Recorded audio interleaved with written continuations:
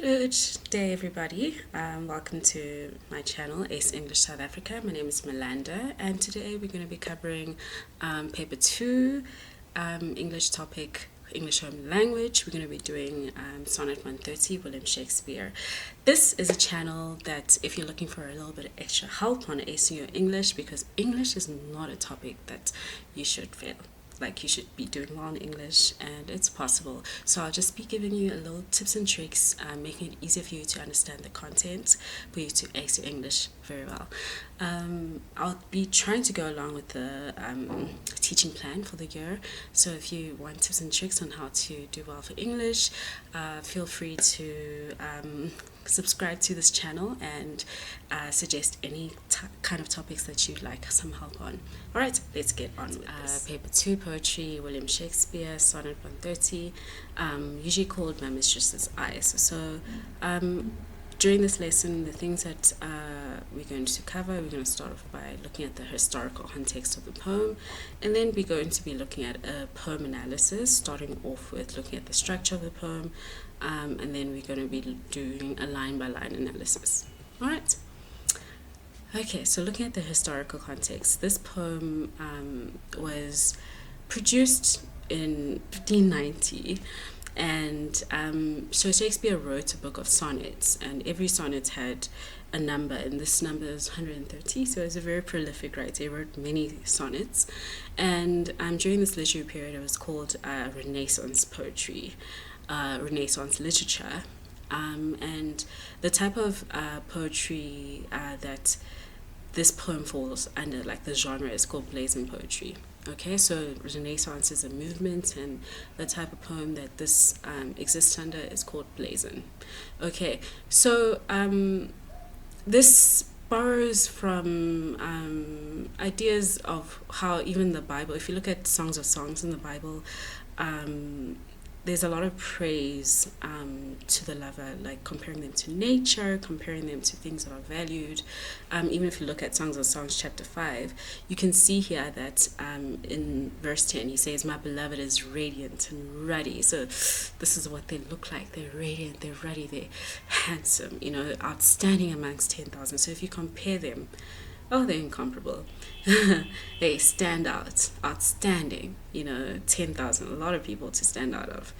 And his hair is wavy and black as a raven. Oh, so here it's saying that, the person is valuable, as precious, as gold, a very valued item. And then his hair is wavy, as black as a raven. So it's jet black, you'll know what a raven looks like.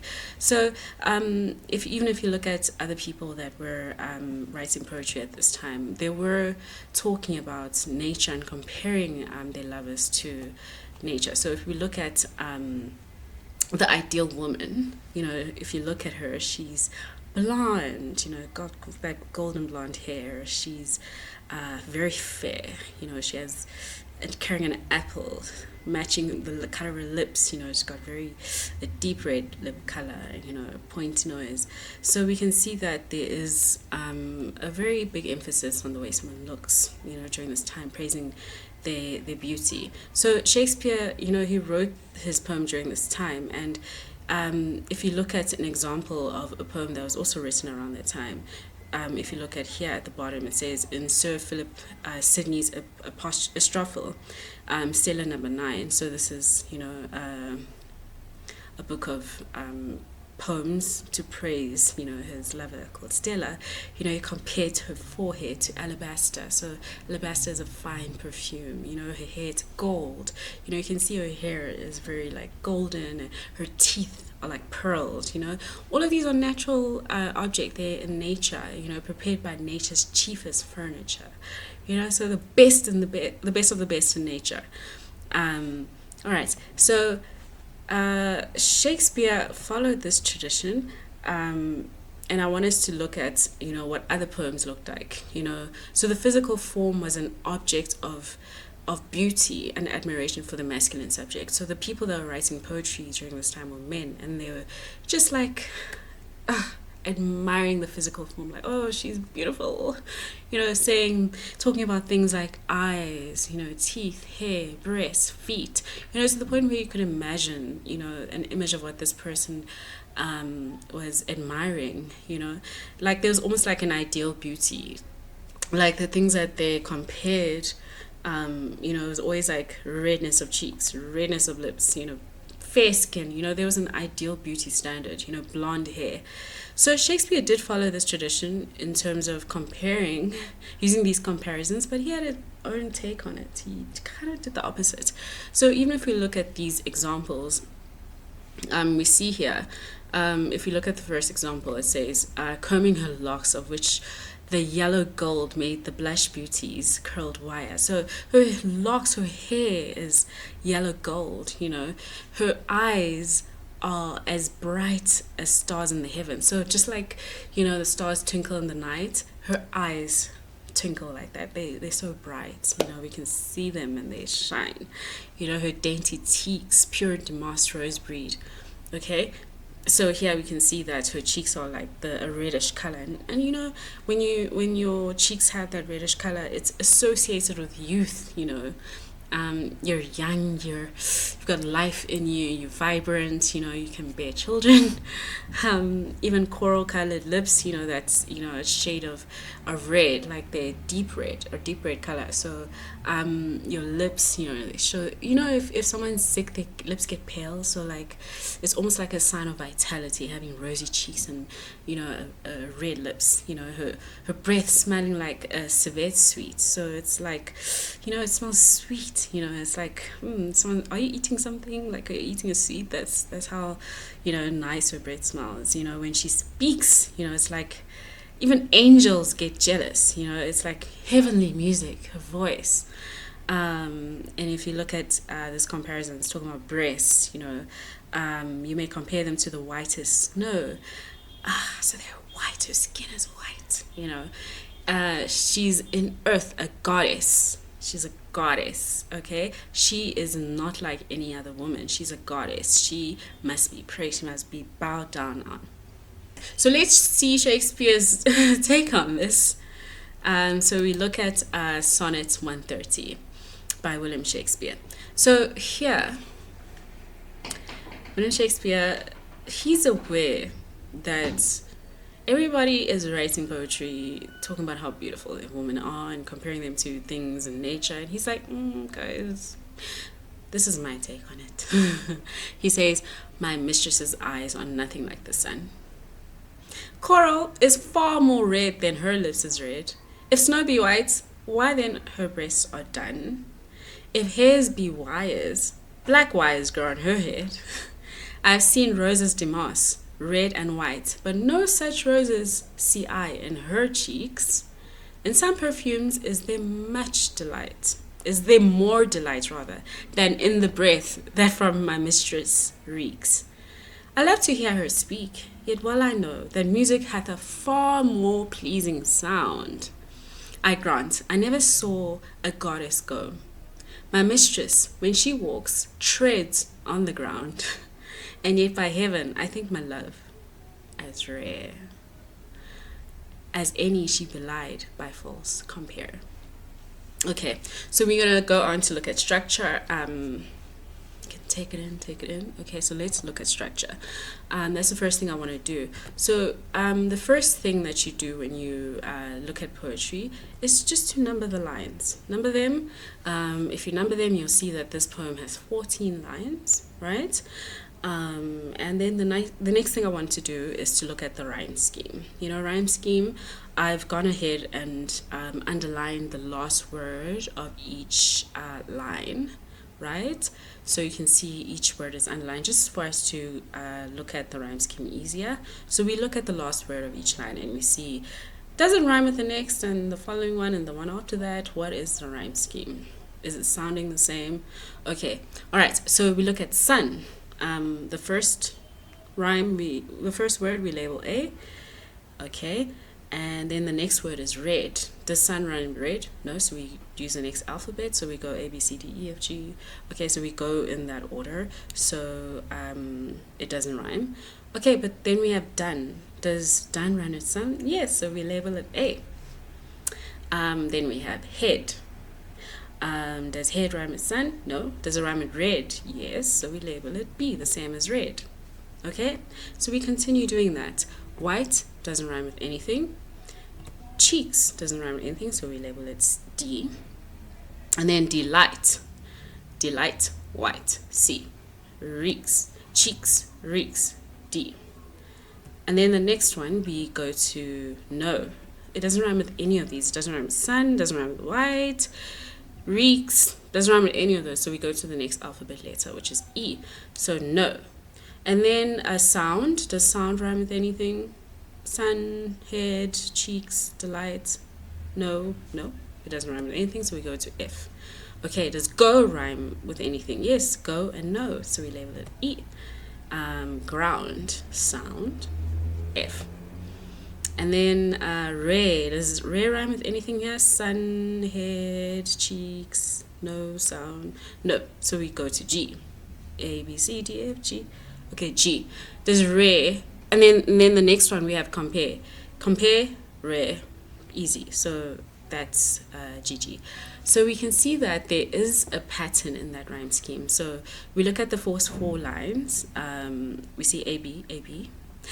Next 4 lines, C, D, C, D. Next 4 lines, E, F, E, F. And then the last 2 lines is G, G. All right. So we're going to look at these terms. So the first 4 lines, there's a pattern happening there, right? It's quatrains. Qua, 4, right? So we have the first 4 lines having a same rhyme scheme. Next 4 lines, same rhyme scheme. Next 4 lines, same rhyme scheme. And they follow the same pattern, like A, B, A, B, C, D, C, D. So we call them quatrains because they correspond with each other. They have that rhyme scheme where it's like A, B, and it's 4 lines each with its own rhyme scheme, but it's the same type of rhyme scheme. Okay, but then the last 2, they do something different. We have a rhyming couplet where the last 2 lines rhyme with each other. So it's A, B, C, D, C, D, E, F, and G, G. Okay, and then we have something interesting called an iambic pentameter. So with iambic pentameter, pentagon, 5, pentagon is a shape with 5 sides, right? So meter is almost like something we use to measure, right? So pentameter, it's almost like we have we look at the syllables in each line. Okay, a syllable, and each syllable, each line has 5 pairs of syllables. So 5 pairs. So if it's 5 pairs, then it's 10. Each one has its pair. Okay, and this is something that's not important for you to know, but when we're talking about iambic pentameter, so the way that it goes is stress, unstress, stress, unstress. So my mistress eyes are nothing. Like it's like stress, my mi. It's almost like a strong. Let go, strong, let go, strongly. So it's almost like a pattern. My mistress's eyes are nothing like the sun. Okay, so when we're talking about a syllable, it's every time that you open your mouth. So that's that. Like every time you open your mouth, every time you make a stress on a word, then it's a syllable. So one, the word one, we only open our mouth once to say one. Okay, if we have the word apple, how many times do you open? Apple. Twice. Okay, so that's apple has 2 syllables. Let's see iambic. Iambic. How many syllables? 3 syllables. Iambic. Okay, so it's every time we open our mouth, like it's the way we separate the words in terms of how we say it. Okay, so an iambic pentameter, as we said, it's 5 pairs of syllables. So there's 10 syllables in each line, and this poem, every line has 10 syllables in it. It's like almost makes it a rhythmic sort of poem. Okay, that followed the structure of the blazon poets, like which I'll go back to just now. But if we look here, in line 1, my mistress' eyes are nothing like the sun. Okay, let's count them. My mistress' eyes are nothing like the sun. 10, right? Okay. All right, so let's look at another random line. Even if you look at line 9, another line. I love to hear her speak, yet well I know. 10. Okay, and let's do 13. Yeah, and yet by heaven. It's like heaven, but he made it into one syllable. Like if you look at the original poem, there's like an apostrophe in heaven. And yet by heaven, I think my love as rare. Okay, so so each line in this poem has 10 syllables. Now I wish I added the original poem so you could see how Shakespeare structured it, but I want you to go and actually Google and say original sonnet 130, and then you'll see the way it's structured. You'll see how he like cut words off in order to make sure that each syllable fits, so that it could, each word made up fits in that sentence to make up 10 syllables. Okay, so that's what we call iambic pentameter. There's 5 pairs of syllables in each and every single line, and that was how poems were written during that time. So anyone who looked at this poem, they're like, oh yeah, this is how poems are written. 3 quatrains, rhyming couplet, iambic pentameter. This is how poems are written, and I just want to show you. I want us to look at those lines. So even if you look here,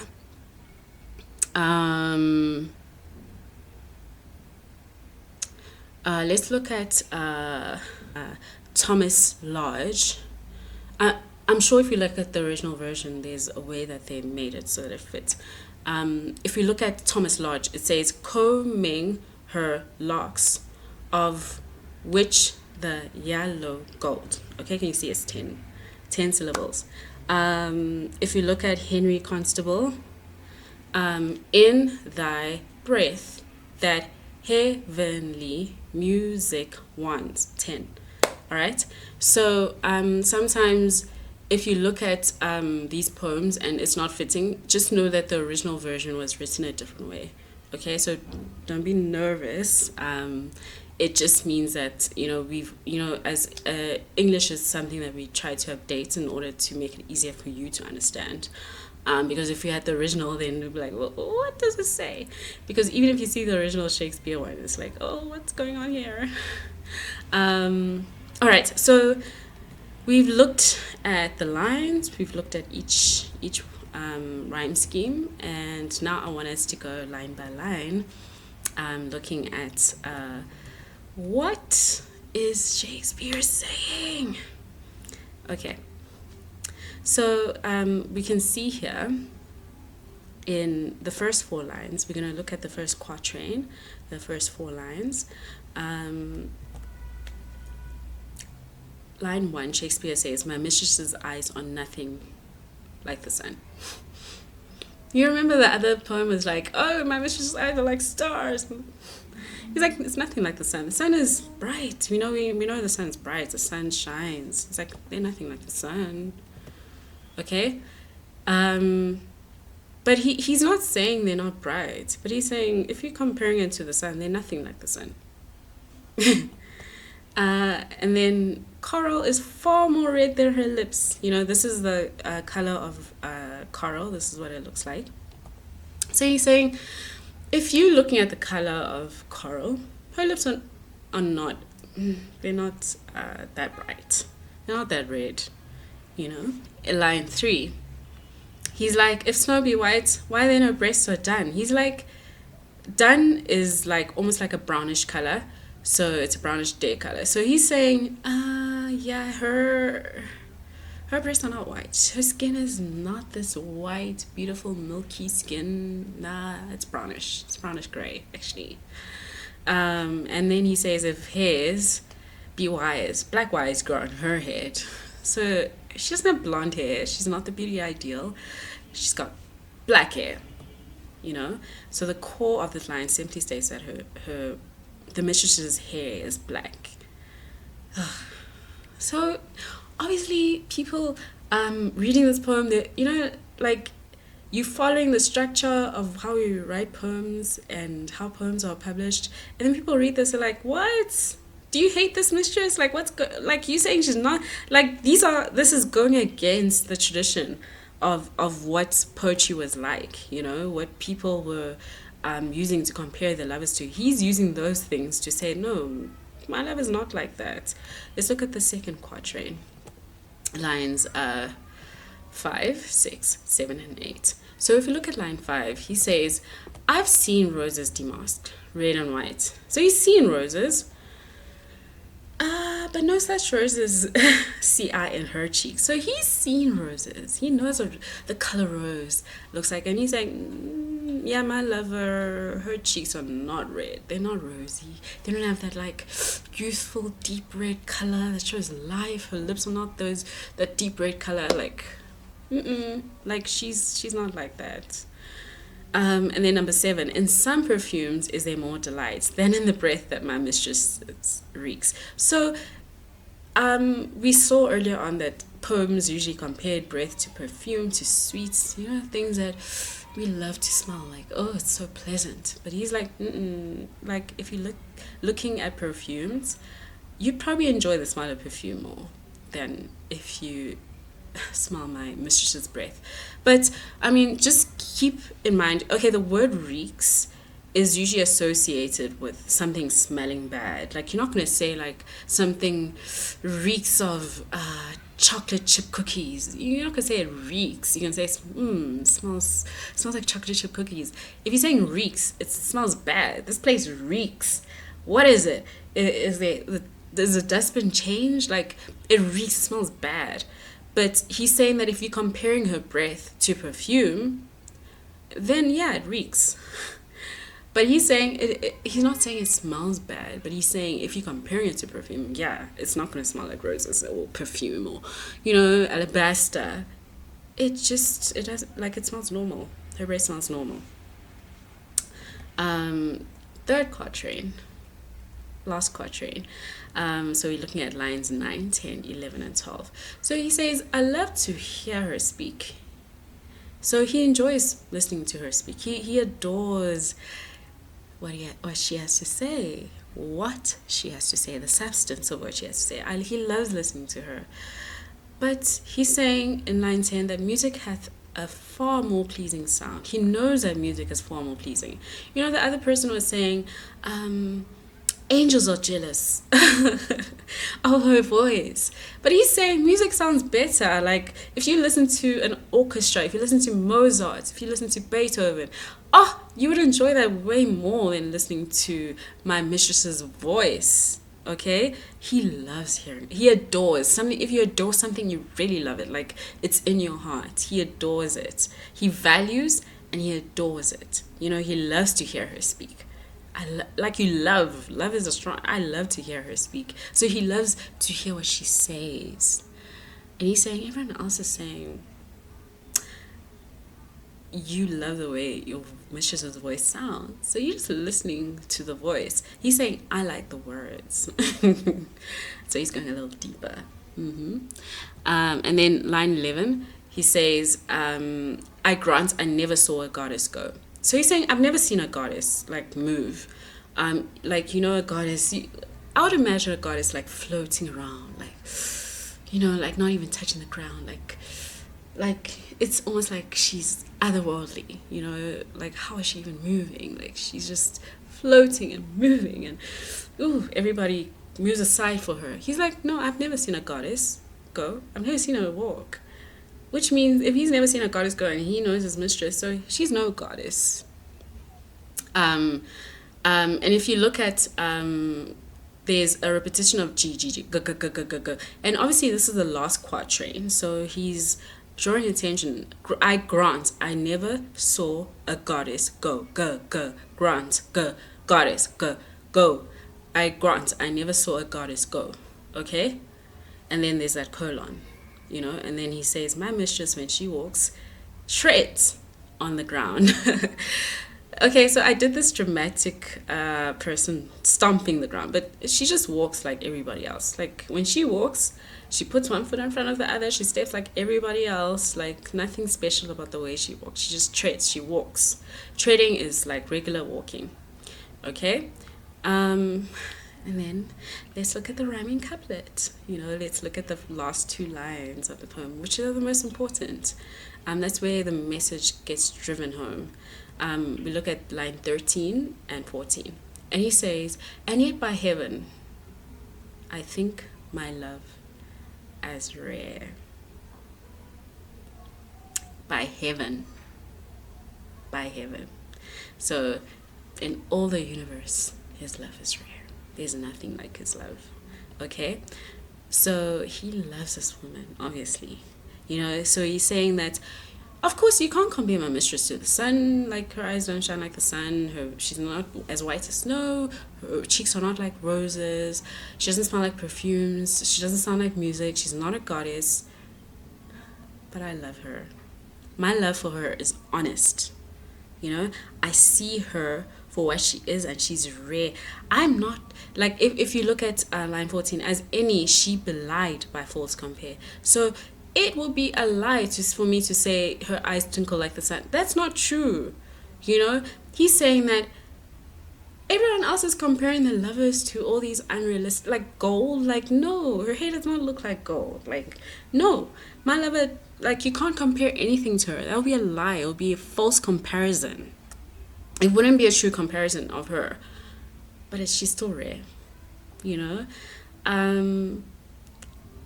The whole sonnet, the first three quatrains, we thought, this lover sucks. Like, this lover's not that great, you know. Why is he saying all these horrible things about her? But then these final two lines, they show that she is even better. You know, all of these things don't matter to me. Like, I don't care if she doesn't have blonde hair, if she doesn't have like these rosy cheeks, because I see her for what she is. Like, she is rare. She's beautiful to me. Like, I don't have unrealistic comparisons. Like, she doesn't smell like perfume. Like, her breath doesn't, like, sometimes like it smells normal. Like, sometimes maybe when she wakes up she doesn't smell good, you know, the breath doesn't smell good, but I still love her. Like, I love to hear her speak. She says amazing things. She's not like an object to me. She is a subject. She is the person that I love, and she is rare. There's no one like her. So we've come to the end of the lesson. I hope you enjoyed that. It's been wonderful looking at this poem with you, and please let me know any sort of help that you want in the future. What sort of videos do you want? What content do you want to cover? Did I cover this properly? Is there anything that you feel like I could have touched on?